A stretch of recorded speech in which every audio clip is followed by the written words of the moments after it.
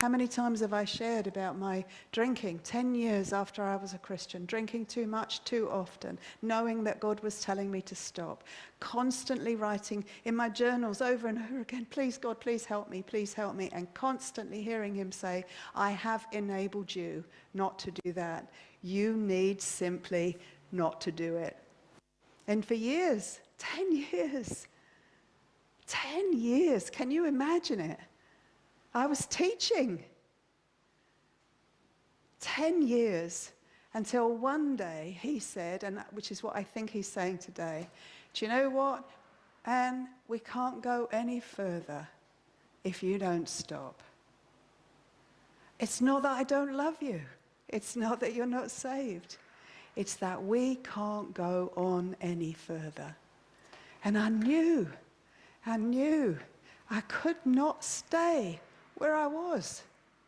I couldn't stand not to know God better than I did then. I couldn't stand not to be able to know the joy of the obedience that is found in his sanctifying work. I couldn't stand not to stand and say no more. This far and no further. I'm fighting now. And as soon as I did, as soon as I made that choice, literally in less than a day, I never, ever, ever had another drink. And it was never, never, ever hard. It was so easy, because I had chosen to obey what he had told me. And it wasn't actually just the doing of it. It wasn't the fact that it was the obedience. It was actually the reason that I obeyed was because I suddenly realized it's actually true. I actually do have the power of the Holy Spirit at work in me. And he actually will enable me to endure the temptation. He will enable me to go through this trial and to consider it pure joy. He will bring me out the other side, that I actually am more than a conqueror through Christ who loved me.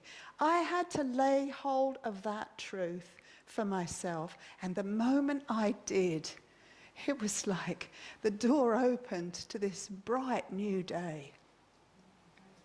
Praise God. This bright new day.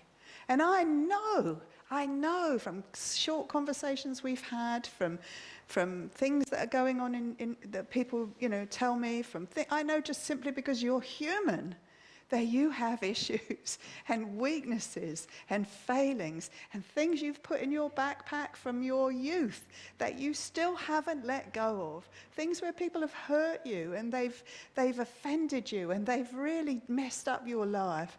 And I know you've got them. And I know how heavy they are because I've carried my own. But I'm telling you now, you're in the lentil field where Shammah was.